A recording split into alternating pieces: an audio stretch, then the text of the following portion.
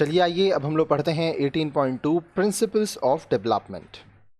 विकास के क्या क्या सिद्धांत होते हैं, आइए उसके बारे में हम लोग पढ़ते हैं। Although Nimrat and Sufi are born in the same family, they are not the same. अब देखिए, जो स्टूडेंट हमारे इस चैप्टर के वीडियोस को लाइन से देख रहे हैं उनको हम आगे के वीडियोस में बताए थे, निम्रत जो है वो सूफी की बड़ी बहन है। अब देखिए, बोल रहा है कि ये एक ही परिवार के बच्चे हैं, लेकिन हर मामले में ये लोग एक जैसे नहीं हैं। They differ from each other, yet all aspects of their development have followed a particular pattern.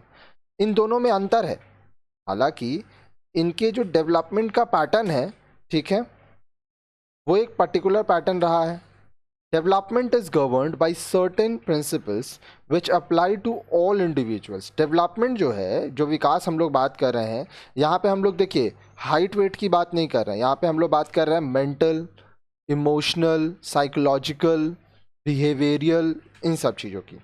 तो सबका एक पैटर्न होता है, सर्टेन प्रिंसिपल्स होता है। Let us learn about these principles in this section. आइए अब ये जो सिद्धांत हैं, ये जो प्रिंसिपल्स हैं, इनके बारे में हम लोग यहाँ पढ़ते हैं। The various principles of development are, सबसे पहला है डेवलपमेंट इन्वॉल्व्स चेंजेस। देखिए, डेवलपमेंट जो है उसमें बदलाव होगा। The human being is never static. इंसान जो है वो कभी भी एक जैसा नहीं रह सकता। From the moment of conception to the time of death the person is changing. जैसे ही एक व्यक्ति किसी लड़की के या किसी महिला के गर्भ में आता है, कंसेप्शन, जैसे ही प्रेग्नेंट होती है कोई लेडी, तो उसके पेट में बच्चा जन्म ले चुका होता है, वो तो सिर्फ 9 महीने बाद इस दुनिया में बाहर आता है, ठीक है। तो जन्म में से लेके माँ के पेट के अंदर आने से लेके मृत्यु तक जो व्यक्ति है वो बदलता रहता है। The major changes include changes in size and proportion, acquisition of new mental, motor and behavioral skills। अब देखिए, जो ज़्यादातर बदलाव देखे जाते हैं वो उसके साइज़ में देखते हैं, वजन हुआ, हाइट हुआ, प्रोपोर्शन ऑफ द बॉडी, साथ ही साथ उसके mental skills, motor skills, behavioural skills, व्यवहार, इसके ऊपर भी हम लोग चीज़ों को देखते हैं।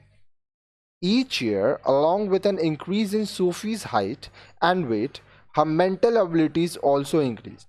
हर साल सूफी का हाइट और वेट बढ़ता है, इसके साथ साथ उसका जो मानसिक स्थिति है, जो मेंटल एबिलिटीज़ है, क्षमताएं हैं, वो भी बढ़ती हैं। For example, Sufi showed language development and a better ability to reason and remember. उदाहरण के लिए, सूफी भाषा सीखती है, बच्चा बोलना सीखता है और वो चीज़ों को याद रख पाती है, उसका कारण बता पाती है। आप देखते होंगे बच्चे जो हैं वो कुछ साल बाद बात करने लगते हैं, तो ये कैसे होता है? ये भी तो एक तरह का डेवलपमेंट ही है। The development follows a fix pattern और सीक्वेंस। अब जो डेवलपमेंट है उसका एक फिक्स पैटर्न है, एक सीक्वेंस है, ठीक है। Each child may have a different rate of development, however the development of all human beings follows a similar pattern, similar sequence और डायरेक्शन। अब देखिए, हर एक बच्चा जो होता है उसका डेवलपमेंट का रेट वो बदलता है। कोई बहुत जल्दी डेवलप हो जाता है, किसी को समय लगता है ज़्यादा, लेकिन जो पैटर्न है, जो सीक्वेंस है, वो एक ही रहता है, दिशा एक ही रहता है। Sequential pattern of development can be seen in 2 directions. अब सीक्वेंशियल पैटर्न जो है वो 2 दिशा में हम लोग देखते हैं। Cephalocaudal sequence means that the development spreads over the body from head to foot. That is, individual beings begins to grow from head region downwards. Sufi first gained control of her head. Then she could catch hold of objects, sit, crawl, and later she could stand and walk. Cephalocaudal sequence में क्या बोला गया है? इसमें कहा गया है कि जो विकास हो रहा है शरीर का, वो सिर से पाँव की तरफ हो रहा है।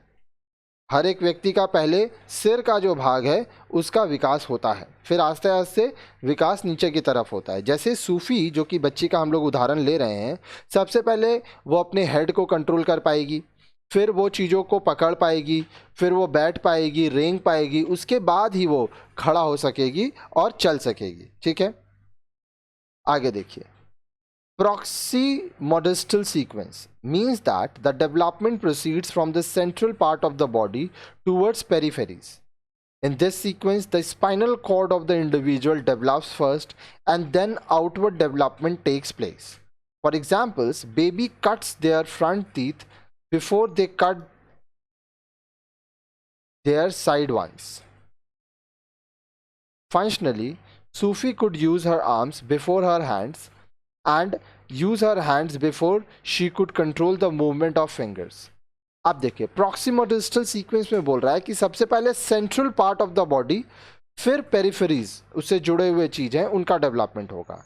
पहले स्पाइनल कॉर्ड का डेवलपमेंट होता है, उसके बाद जो आउटर डेवलपमेंट है वो होता है. उदाहरण के लिए, बच्चा पहले अपने आगे के दांतों को काट करेगा, फिर उसके बाद वो साइड के दांतों से काटना सीखता है. इसी तरह से सूफी का जो उदाहरण दे रहे हैं, पहले वो अपने आर्म्स को यूज़ करेगी, फिर हाथों को, और फिर उंगलियों को. ऐसा नहीं है कि पहले वो उंगली यूज़ कर लेगी. ठीक है, जिस तरह से डेवलपमेंट होता है वो आपको यहाँ बताया जा रहा है. Development proceeds from general to specific. अब देखिए, पहले जनरल डेवलपमेंट होता है, फिर स्पेसिफिक डेवलपमेंट होता है. मतलब क्या हुआ? In all the phases of prenatal, before birth development, and postnatal, after birth life, the child's responses are from general to specific. अब देखिए, प्रीनाटल जो कि जन्म से पहले होता है, औरत प्रेग्नेंट होती है उससे लेके 9 महीना तक, उसमें जो डेवलपमेंट हुआ, और पोस्टनाटल जन्म के बाद जो जीवन मिलता है उसका जो डेवलपमेंट है, पहले जनरल डेवलपमेंट होता है, फिर स्पेसिफिक डेवलपमेंट होता है. General activity proceeds to a specific activity. General activity का डेवलपमेंट होने के बाद स्पेसिफिक एक्टिविटी के पास हम लोग डेवलपमेंट को देखते हैं. For example, when Sufi was less than 3 months of age and was shown a rattle, she would get excited and move her arms and kick her legs. This is a general response. At 5 months of age, she would reach out to hold it in her hand. This is a specific response. उदाहरण के लिए, सूफी जो है जब वो 3 महीने की थी, आप उसको एक राटल दिखाते हैं तो वो एक्साइटेड हो जाती है और अपने हाथ पांव हिलाने लगती है. ठीक है, बच्चा को आप जब कोई खिलौना भी दिखाएंगे, जब वो 3 महीने का होगा तो वो हाथ पांव हिलाने लगेगा, हंसने लगेगा. ये क्या है? General response. लेकिन जब वही बच्चा जब 5 साल का हो गया, अब वो उसको पकड़ने के लिए आगे बढ़ता है. ठीक है, इसको स्पेसिफिक रिस्पॉन्स कहते हैं. Development is correlated. डेवलपमेंट जो है वो एक दूसरे से मिलता जुलता है. All types of development, that is physical, mental, social and emotional, are related to each other. Example, a child who is physically healthy is likely to have a superior sociability and emotional stability. The child develops as a unified whole. Each area of development is dependent on the other and thus influences the other developments. Sufi has appropriate weight and height for her age. She also has a well-developed language ability that enables her to communicate with everyone. She is loved by all and has positive self-esteem. अब देखिए, सभी तरह के development, जैसे आपके शारीरिक हो, मानसिक हो, सामाजिक हो, भावनात्मक हो, ये एक दूसरे से जुड़े हुए हैं. उदाहरण के लिए, एक बच्चा जो शारीरिक रूप से स्वस्थ है, ठीक है, वो सामाजिक और भावनात्मक रूप से बहुत अच्छे से स्थिर रहेगा, क्योंकि वो बीमार भी नहीं पड़ेगा, वो तंदुरुस्त रहेगा. जो बच्चा है वो उसका संपूर्ण शरीर का विकास, मानसिक विकास, सब कुछ एक साथ होता है. अब हर एक जो एरिया है डेवलपमेंट का, वो बहुत सारी चीज़ों पर निर्भर करता है, वो बहुत सारे दूसरे तरह के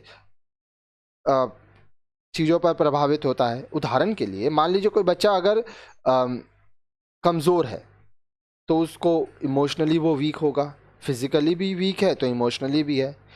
अब बोल रहा है सूफी जो है उसका हाइट और वेट एकदम सही है. ठीक है, तो इससे क्या हो रहा है कि वो अच्छे से बात कर पा रही है, अच्छे से भाषाओं को समझ पा रही है, सब उसको प्यार कर रहा है. ठीक है, क्योंकि वो स्वस्थ बच्चा है. Development is predictable. अब डेवलपमेंट जो है वो पहले से आप प्रेडिक्ट कर सकते हैं, आप ये सोच सकते हैं कि किस तरह से डेवलपमेंट होगा. Because the rate of development is constant for a child, so it is possible to predict certain development outcomes at an early age. The x-ray of the wrist will predict the approximate height of the child. अब देखिए, जो rate of development है बच्चे का constant है एक बच्चे का, ठीक है, तो ये पॉसिबल है कि हम लोग ये प्रेडिक्ट कर सकें कि आउटकम क्या होगा, किस उम्र में क्या डेवलपमेंट हो सकता है। एक्सरे अगर हम लोग करते हैं तो हम लोग बता सकते हैं कि बच्चे का हाइट क्या होगा। अगर रिस्ट का आप एक्सरे करते हैं तो आपको ये पता चल जाएगा, ठीक है। Development occurs at different rates for different parts of the body. शरीर के अलग अलग हिस्से का अलग अलग स्तर पर विकास होता है। The development of different physical and mental traits is continuous, but all parts of the body do not grow at the same rate. अब देखिए, शरीर में शारीरिक और मानसिक विकास हर समय होता रहता है, लेकिन शरीर के हर एक हिस्से का विकास हर समय एक जैसा हो, एक स्तर पर हो, एक रेट में हो, ऐसा नहीं होता है। In some areas of the body, growth may be rapid, while in others, growth may be slow. अब देखिए, शरीर के कुछ हिस्से में हो सकता है कि जो ग्रोथ है, विकास जो है वो बहुत तेज़ी से हो रहा है, और दूसरे हिस्से में आस्ते आस्ते विकास हो रहा है। For example, the brain attains its full maturity around the age of 6 to 8 years. Feet, hands and nose reach their maximum size in early adolescence, whereas the heart, liver and digestive system grow during adolescence also. उदाहरण के लिए, जो दिमाग है वो 6 से 8 साल की उम्र होते होते पूरी तरह से मैच्योर हो जाता है। फीट, हैंड, नोज़, ये सब जो है अडोलेंस मतलब 16, 17, 18 साल की उम्र तक ये मैक्सिमम साइज़ के होते हैं। आपका हार्ट, लिवर, डाइजेस्टिव सिस्टम, ये आपके अडोलेंसेस में भी ये ग्रो करते रहते हैं। आगे देखिए, development proceeds stage by stage. अब डेवलपमेंट जो है वो स्टेज बाय स्टेज होता है, पहले एक चीज़ का डेवलपमेंट होगा, फिर दूसरा, फिर तीसरा, इस तरह से। The development of the child occurs in different stages, each stage has certain unique characteristics. एक बच्चे का जो विकास है, जो डेवलपमेंट है, वो अलग अलग स्तर पर होता है। हर एक स्तर का अपना एक विशेषता है। There are individual differences in the rate of growth and development. अब देखिए, हर एक व्यक्ति का जो ग्रोथ और डेवलपमेंट का रेट है, जो डिफरेंस है, वो अपना अपना होता है। Therefore, the age limit for different stages should be regarded as just approximate. इसलिए जो एज लिमिट हम लोग देते हैं कि हाँ इस उम्र में इतना विकास हो ही जाना चाहिए, वो एग्जैक्ट कभी नहीं हो सकता, वो अप्रॉक्सीमेटिव वैल्यू ही बता पाएंगे आप। All child pass through these stages of development at or around the age level suggested for them. Speech gradually develops from cooing, babbling, monosyllabic sounds to complete sentence formation. हर एक बच्चा अलग अलग स्टेजेस, अलग अलग जो चरण है उससे गुजरता है अपने जीवन में। हर एक उम्र में वो नया नया चीज़ सीखता है। पहले वो अलग अलग आवाज़ निकालता है, क्वीइंग करता है, बैबलिंग करता है, टूटा फूटा वर्ड बोलता है, फिर आस्ते आस्ते वो सेंटेंसेस बताने लगता है, अपनी बातों को समझाने लगता है। Early development is more important than later development. अब देखिए, जब बच्चा जन्म ले रहा है वहाँ से पहला 5 साल 6 साल में बच्चे का जितना अच्छा सा विकास होता है वो बहुत महत्वपूर्ण होता है, ठीक है। उसके आधार पे बच्चे का लेटर डेवलपमेंट होता है। Early childhood experiences have more impact on the development of a child. Example include nutritional, emotional, social and cultural experience. अब देखिए, बच्चे का जो अर्ली चाइल्डहुड एक्सपीरियंस रहता है, ठीक है, वो बहुत ज़्यादा प्रभाव देता है उसके डेवलपमेंट में, ठीक है। जैसे न्यूट्रिशनल हुआ, इमोशनल हुआ, सोशल या कल्चरल एक्सपीरियंसेस, ठीक है। अब डेवलपमेंट इज़ कंटिन्यूअस, विकास जो है वो हर समय होता रहता है, ठीक है। हम लोग जैसे ही माँ के पेट में एक बच्चा आता है तब से उसका विकास उसके मरते दम तक कुछ ना कुछ उसमें डेवलपमेंट होता रहता है। From the moment of conception till death the individual is continuously changing, there is no break, discontinuity in development. In some stages development is fast and in some it is slow. माँ के पेट में आते ही जब तक आप मरोगे नहीं तब तक कुछ ना कुछ डेवलपमेंट, कुछ ना कुछ बदलाव होता रहेगा। कभी इसका ब्रेक, ऐसा नहीं है कि डेवलपमेंट रुकता है, ठीक है। कुछ जगह डेवलपमेंट बहुत तेज़ी से होता है तो कुछ जगह ये बहुत आस्ते आस्ते होता है। There are individual differences in development. अब देखिए जो विकास हो रहा है उसका इंडिविजुअल, सबका अपना अपना डिफरेंसेस है। Interaction between heredity and environmental influences leads to individual differences in the developmental pattern. अब देखिए आपका हेरिडिटी और आपका एनवायरमेंटल इन्फ्लुएंस जो है, इसके बीच में आप जिस वातावरण में रह रहे हो, आपका जो हेरिडिटी है उसके बीच का जो इंटरेक्शन है उससे आपका डेवलपमेंटल पैटर्न होता है। These differences are caused by the genes one inherits and the environmental conditions like food, medical facilities, psychological condition and learning opportunities। अब ये जो अंतर होते हैं ये जीन्स के वजह से होते हैं, ठीक है। आप जिस आपका हेरिडिटी क्या है, आपका वातावरण क्या है, आप किस तरह का खाना खाते हो, मेडिकल फैसिलिटीज़ कैसा है, साइकोलॉजिकल कंडीशन आपका कैसा है, आपको क्या क्या चीज़ें सीखने की अपॉर्चुनिटीज़ मिलती है, लर्निंग अपॉर्चुनिटीज़ आपका कैसा है। Development is the product of maturation and learning. Development क्या चीज़ से बनता है, आप कितने मैच्योर हो रहे हो, आप क्या क्या सीख रहे हो, इससे मिलकर आपका डेवलपमेंट, आपका विकास होता है। You have already learned that maturation is the unfolding of characteristic potentially present in the individual। आप ऑलरेडी ये सीख चुके हैं कि मैच्योरेशन क्या है, आपका जो विशेषता है, हर एक व्यक्ति का विशेषता होता है, आप वो सामने आता है। जैसे एक बच्चा जब बोलना सीखता है, ठीक है, तो वो क्या है, उसका हेरिडिटी था, उसके माँ बाप बोल सकते हैं तो वो भी बोलेगा, लेकिन जब वक्त आता है तब वो बोलता है। तो एक तरह से ये मैच्योरेशन है। For example creeping, crawling, walking comes with maturation. रेंगना, ठीक है, अपने दो हाथ दो पाँव के बल चलना, फिर खड़े होके चलना, ये सब क्या है, मैच्योरेशन है। These characteristics comes from individuals genetic inheritance. अब ये विशेषताएं कहाँ से आती है, आपके जेनेटिक इनहेरिटेंस से। Learning is the development that comes from efforts and practice. अब लर्निंग, शिक्षा कहाँ से आ रहा है, आप क्या एफर्ट दे रहे हो, क्या प्रैक्टिस कर रहे हो।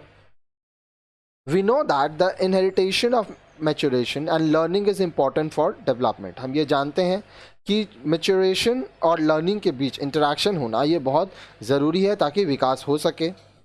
Maturation sets limits to development. Maturation में क्या एक लिमिट है, उसी तक आपका विकास हो सकता है। It means because of limitation in heredity endowment, development cannot go beyond a certain point even when learning is encouraged. On the other hand, deprivation of learning opportunities also limits development. When the environment limits opportunities, children will be unable to reach their potential।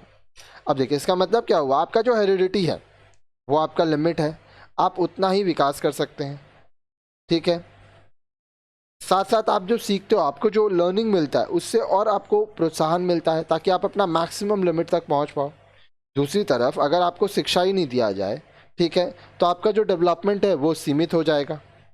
आपको जिस वातावरण में आप रहते हैं अगर उसमें आपको कोई अपॉर्चुनिटीज़ ही ना मिले तो बच्चे जो हैं वो अपने पोटेंशियल तक नहीं पहुंच पाएंगे।